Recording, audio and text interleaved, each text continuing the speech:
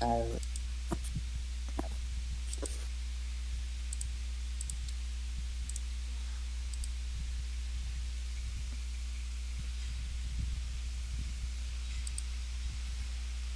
Hello, everyone, and welcome to Toku Portal Podcast. I'm Ryan. With me is, Drago.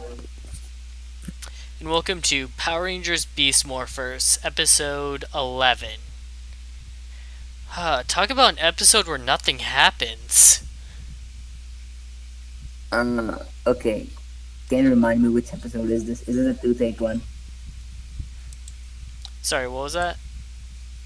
Okay, which episode? Oh, okay, episode 11. Can you remind me? Can you give me a Oh, brief sorry. synopsis? This is the episode where Devin gets his VR set, and then Ben and Betty break it. Zoe covers for them by saying she broke it, and Devin catches her in her lie and doesn't believe her when she tells the truth about something later.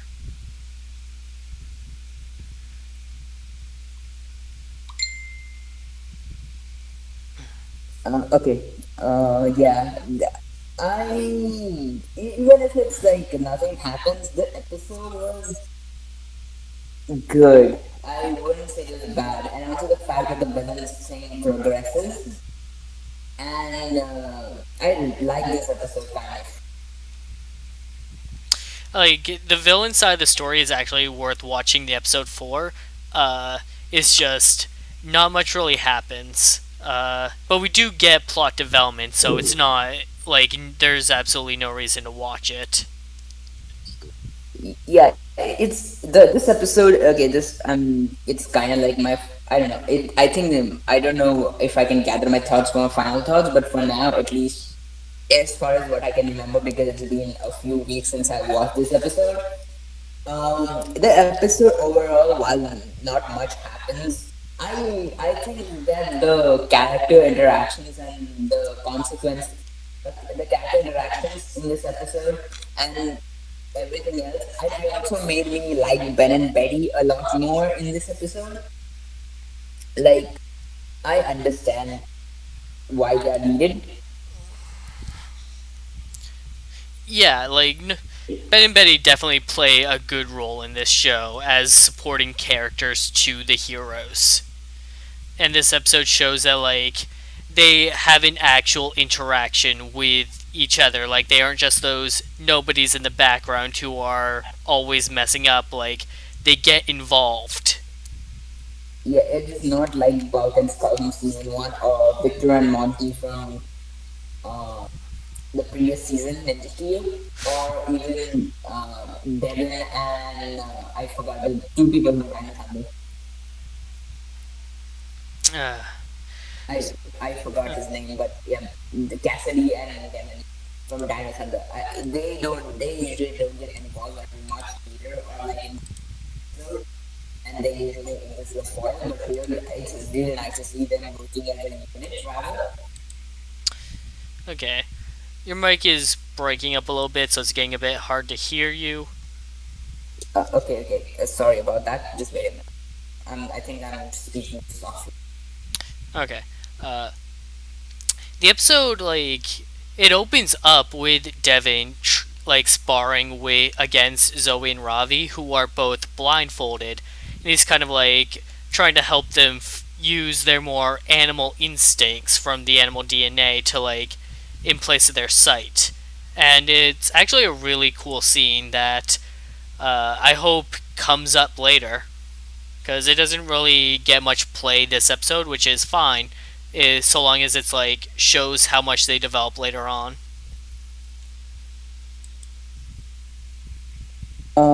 Even then, I think the sequence itself is really cool. To be honest, like I really give props to the actors who using the martial arts they have learned in for training and applying it here. Oh I think yeah, it gives a lot. And I'm really happy uh, with this scene here, and I want them to expand upon it. Is what I'm saying. yeah, but the scene itself is very cool. To be honest. Uh, and then we get Ben and Betty coming in, who brought Devin his VR package because they knew he was excited about it. But before he can do anything with it, they get called away on a mission, and so he trusts Ben and Betty to look after it.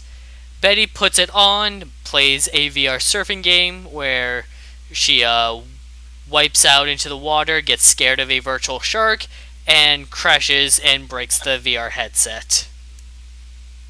This is why the instruction manual comes with always have an open space when using this device. Right, this is why, And sorry, go on. okay, yeah. Sorry, no, you can finish first.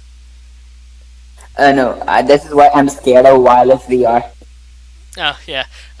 This is why, like, if you go onto YouTube and you see anyone playing VR games and, like, they have the webcam of them playing, they're always in, like, a room with all furniture pushed against the walls and there's, like, absolutely nothing within 5 feet of them.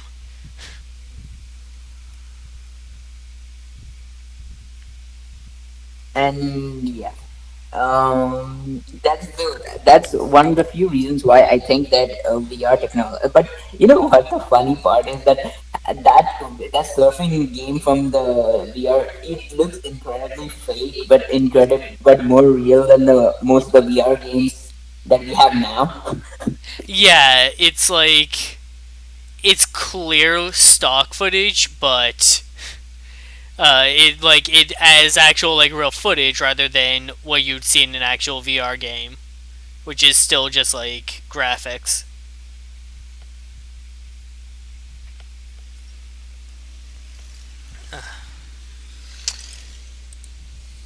So, uh, last week we left off on the note that like, hey, it's Blaze's turn to try and collect the DNA sample from the Rangers, and so the attack is like him getting ready to make his move, and Devin, fucking ballsy dude, breaks the device that they're using to make the Robotrons. Like, that legitimately, what a champ. That was great. Yeah, and it's like and it just rubbing salt in Blaze's wound.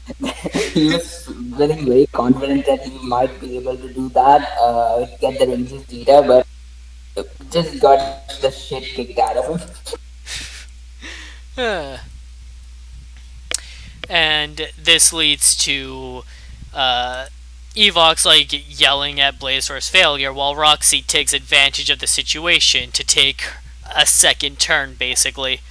After Scrazzo like uses a machine to repair the thing immediately, she's like, "Hey, can that thing work in reverse? Can I like make a Robotron that just dismantles the Rangers' weapons? I'm gonna do this." And yeah, that and this is why Rox is the best villain in this show. And I think in a long time in Power Rangers, even in RPM, even in Matrix was good, and Janaya was like a good villain, but Roxy has been really killing it as so far. Roxy is great, and I definitely agree with you now that she's going to be the one to get the upgrade when they collect all three. Yeah, and I'm really interested in that.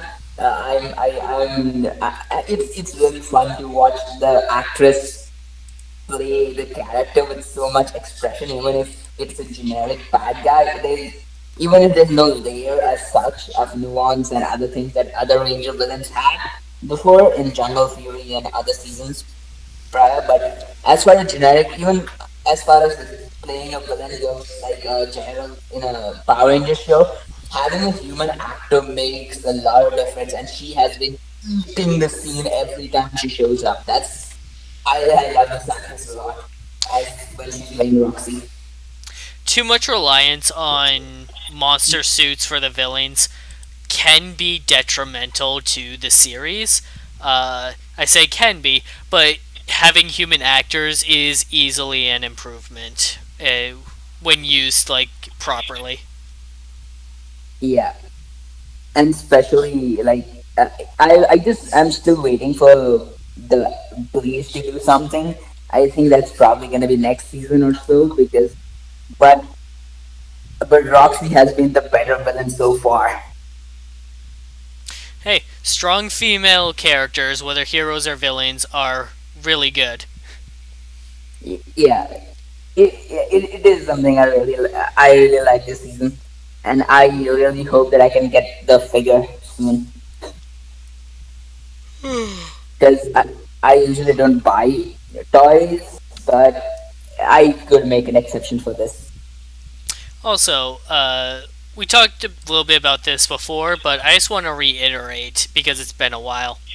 These characters are nothing like the characters in Go Busters, and I like that. They have their own unique personalities and styles and such.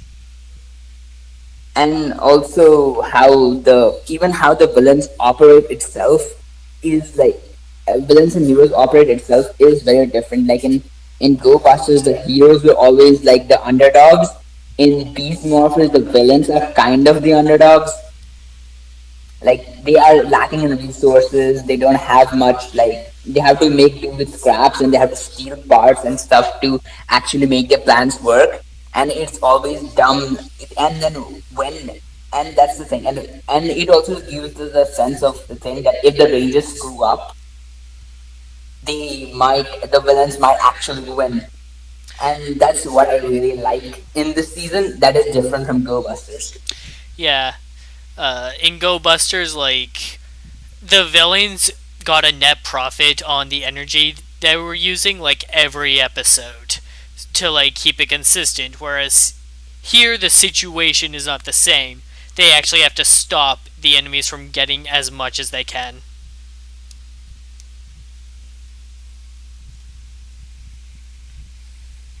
And yeah, continue. Alright, so we get that scene I mentioned where Zoe finds out that Ben and Betty broke the VR set, and she covers for them by lying to Devin to say she did it because she feels he would be less mad at her than he would be at them. Uh, so Devin does show concern for her, like, oh, you hit your head. Uh, but this also makes him confused because she's not hurt, but Ben and Betty clearly are.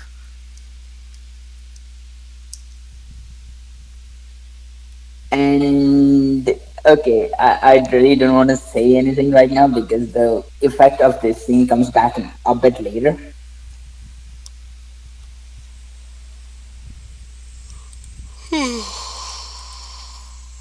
Sorry. Yeah, I think you need to sleep. Uh, okay. So Nate has finally finished his Gigadrone detection system. He gives a seminar on how to assemble them and assigns a ranger every each one to like assemble around the city, including Ben and Betty to assemble their own.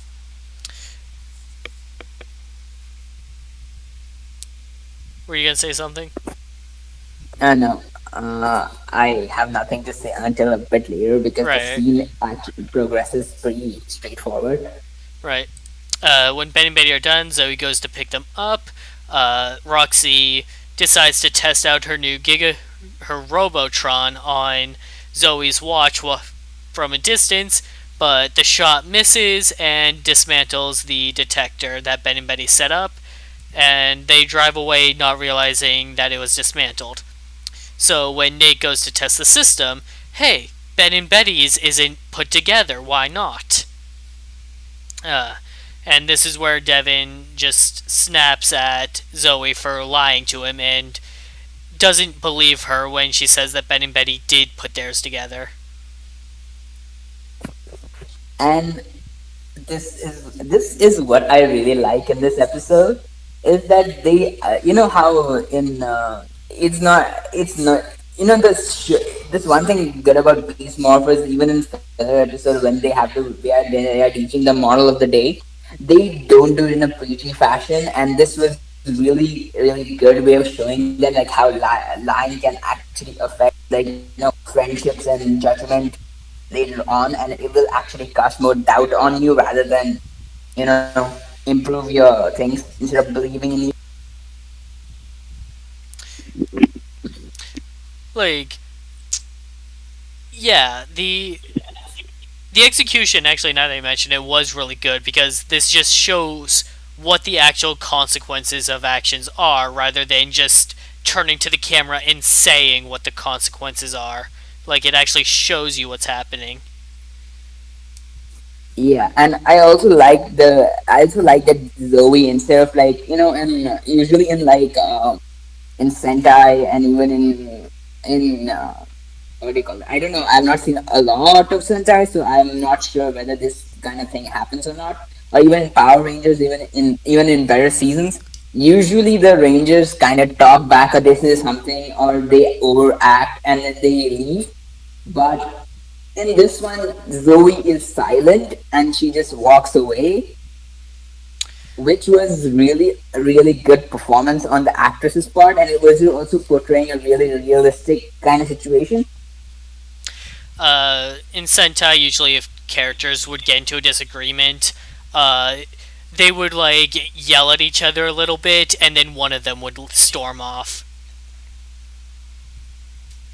Yeah, so this one, I really like this one, and it was, and I'm kind of, it's understandable from both of their sides, like what they are making, but in this case, Zoe clearly lied for Ben and Betty. So yeah, so it was her fault to begin with, and she understands that. But them not believing in her for when she's telling the truth it's the, what do you call it? The wolf who cried, the boy who cried The wolf kind yeah, of situation. and I do like that. Like when they're separated, both characters have someone come to them and say, "Hey, the other person kind of has a point, though," to show that this isn't the most black and white situation. Like there is still like a moral gray area to it. Like, hey, Devin, you would have been way mad at Ben and Betty if you knew they broke it instead of Zoe. Whereas going to Zoe, hey, Devin's kind of right. You did lie to him right to his face without remorse. Yeah, and that part I really liked in this episode, and this is why like I don't have, even if like nothing happened in this episode much, but I enjoyed it because the content itself, like the episode itself, was really good. Yeah, I can definitely agree with that, and I see it more now that I'm talking with you about it. Like, this episode did a solid job with its message and development. Uh, Yeah, so, the Rangers go and reassemble the last detector. Roxy shows up with her Robotron again. It successfully dismantles the Rangers' weapons this time and teleporters so they can't just bring in new ones. And also, another stray bullet aimed at Steel this time hits the detector again and redisassembles it. What that words? Fuck. The Robotron goes to look for Zoe, who's the only one not there, while Roxy deals with the Rangers. But you know, 4 against 1, and she's not that good of a fighter. She's not that good, I mean. Uh, so she runs away, and they look at the disassembled detector and realize, oh, Ben and Betty did put it together, and we were. Devin realizes he was an ass. yeah, and and that is the one that I really like this episode. I don't know, it's that the emotion they portray even when in the suit was very, what do you call it, even if like, you usually in Power Rangers, I don't know, I think it's because of the past, I think past decade of Power Rangers has not been great.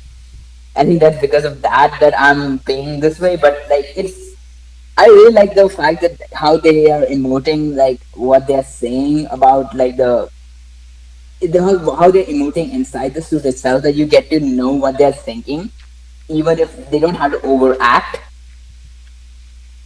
which I really did enjoy.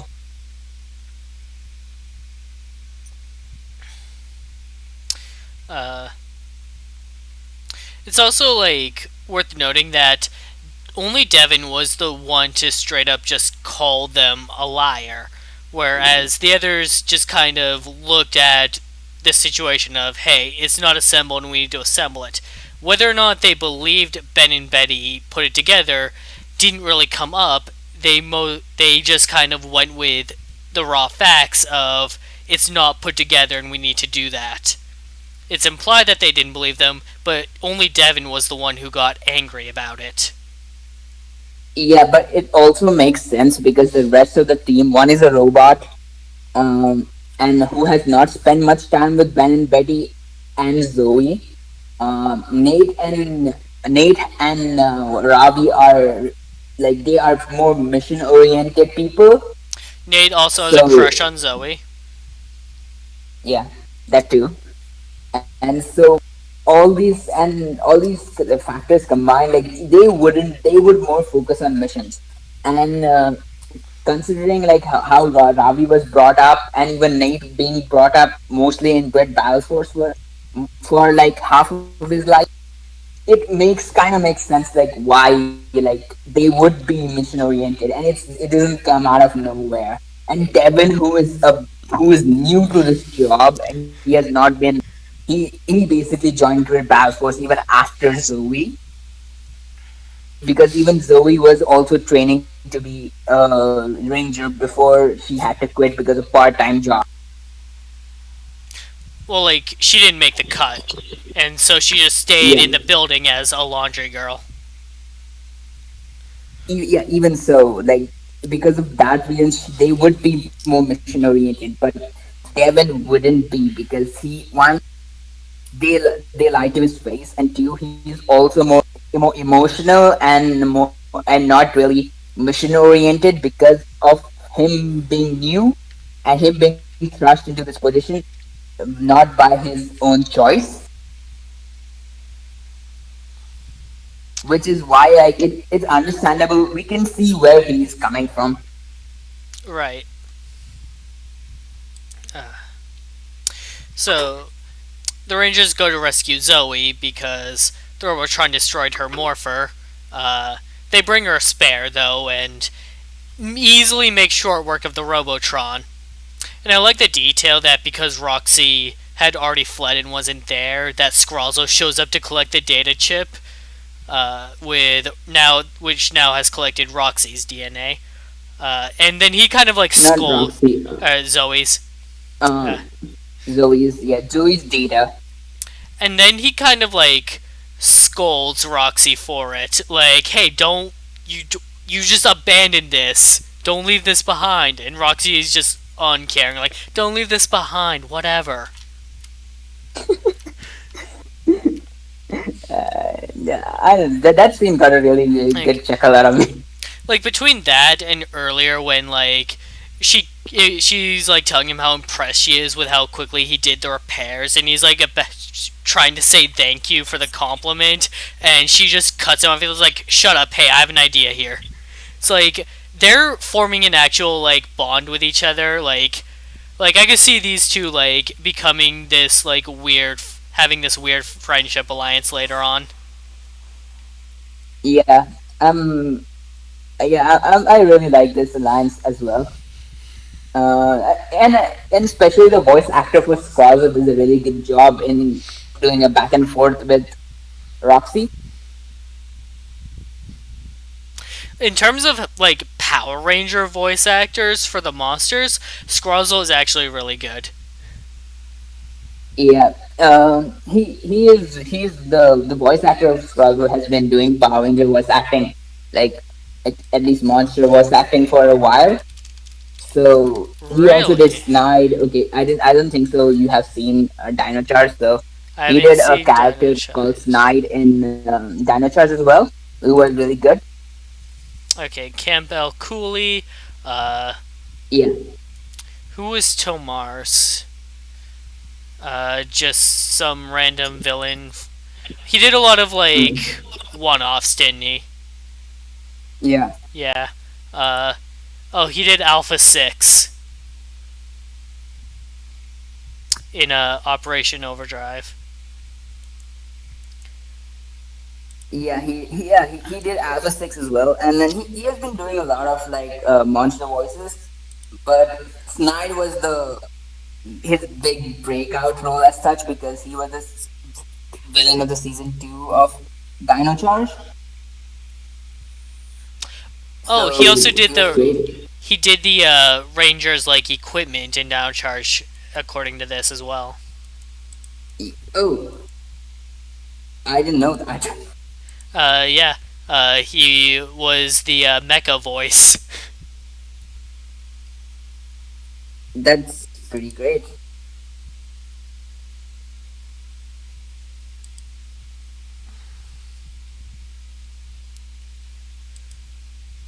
Okay. What did happen next? I wait. Oh. Yeah, right. Okay. They the Uh, Gigadrone. yeah. So they summon the Gigadrone, and the Rangers get their notification ahead of time. So they have the Zords ready, waiting. And then the Gigadrone splits into two. And it's been years since I've seen Go Busters, and I don't remember this mechanic.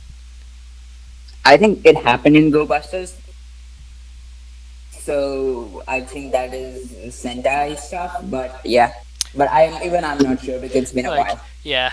Uh, uh, Nate, I forgot his name, shows off his Zord's like actual battle mode.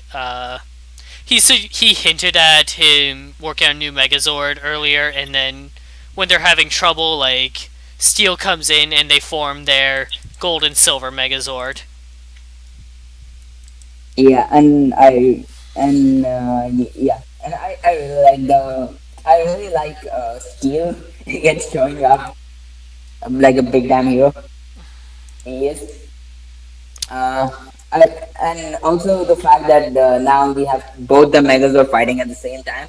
I would have rather liked like Nate and Steel or the three Rangers doing the ground battle first, and then doing the ground battle while the Megazord fight is simultaneously going on. But this is also okay because the Zord battle doesn't last long and it is entertaining enough. Right, it's just kind of showing off that both sides are getting stronger. Uh, Yeah. yeah, that's pretty much it. Uh, in terms of like a new mech introduction, it was a little weak, but it wasn't bad.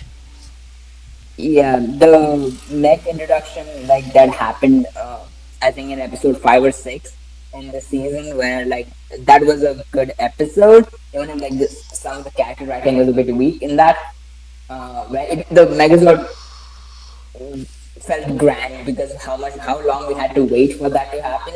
The Golden Silver Megazord happened in a lot less time, which is why I'm a And bit. This is why it was a bit underwhelming. If they had waited a bit longer, I would have liked, or maybe the next episode they should have done the Megazord battle. To be honest, maybe like this episode probably didn't need a mech battle because once the Rangers defeated the Robotron, like my brain legit went, okay, that's the end of the episode, and then it kept going, and I was like, what? Oh, right, the mech fight. yeah. I don't know why, but in every time I watch Sentai or Power Rangers, my brain legit shuts off when it's like when there's no ground battle going on and there's only mech fight. Uh, so Devin apologizes to Zoe by buying her a cinnamon pear smoothie or fruit tea, maybe. It's alcohol. They are just doing it for censorship. Oh, really? Oh, let me just buy No, you a I'm just drink. saying like I'll buy you a drink. Basically, that's the what he meant. Uh, like, if they were adults, yeah. Actually, there are adults, but Yeah, this is a kids show. Sorry, I yeah, forgot pretty that. much. I forgot we have long since moved on from the teenagers with attitude era. Uh, yeah, it was a this is why I don't like it. I really don't like seasons where the Power Rangers takes place in high school anymore. Dino Thunder is the only exception here. Uh, Uh, Nate like fixed the VR headset off screen. They just kind of yada yada that part, which is why I'm saying Nate fixed it, not Ben and Betty, because who's more likely to have done it in a day? I mean, Ben and Betty did reprogram a Robotron to function like a dog, so and they could have done it. I guess so. Uh, so Devin finally gets to try it on. Betty warns him about the shark. He doesn't listen, and he falls over in a very similar fashion to Betty because of it. Except this time, Ben, hero of the day, jumps in and catches it. Yay! All is well that ends well. It was the corniest, cheesiest ending this episode could have had. I love this Like, stuff. like as soon as they brought in the fixed headset, I just went, it's gonna, it's. I said it was gonna do exactly that, and it did. Like, actually, no way. I thought he was going to break again. I did not predict that Ben would actually catch it. I thought it was gonna break again. Yeah. I'm happy how this episode ended. Like I don't know. Like watching Power Rangers, like it just this at least this season just brings a smile to my face whenever I Like, watch it. I'm not saying it was a bad ending. It's just, it's not. It's just so '90s. Uh, Uh, okay, no, it's not so 90s, but rather like how the 90s sitcom DNA is just present in all these Nickelodeon shows and Disney Channel originals. uh, Yeah, it feels like that. yeah. And that's it for this episode. Now I'm really excited to talk about the next episode next week. Uh, I haven't seen it yet because busy schedule. I'm like taking time to watch these for the podcast, but not getting too far ahead of myself. Uh, Yeah, understandable. I'm comparatively a lot more free this year because my college is over pretty much. I have to wait to go and I have to take admission for my masters now, oh, which I'm yeah. So that will be next year for me. So I'm pretty much free this year. good for you. I've only recently started college myself. Oh, Yeah. that I thought that you already finished. Oh Then I no, remembered. I didn't Um, go to college after high school because I didn't know what to go for, and with my work ethic in school, I didn't think that I was gonna actually like keep up, and I thought I was gonna flunk out anyways. oh, So yeah, I only recently started college, and it's fully online, and it's actually been going really well for me. oh. Now that explains a busy schedule. Yeah, but like the added work has made me super busy. Like I do 3 podcasts a week, plus school, plus my job, plus 2 Dungeons and Dragons games. I have no free time anymore. Yeah, it's understandable. I when I was in final year of college, I was doing projects and university at the same time. Couldn't even show up for podcast. All right. Thanks for joining us Yeah. tonight, everybody. We'll be back on Tuesday for more Ryu Soldier, Wednesday for more Kamen Rider Zeo. That show's in its last 5 episodes, and next Thursday for more Power Rangers Beast Morphers. Thanks for joining. We'll see you next time. Bye bye.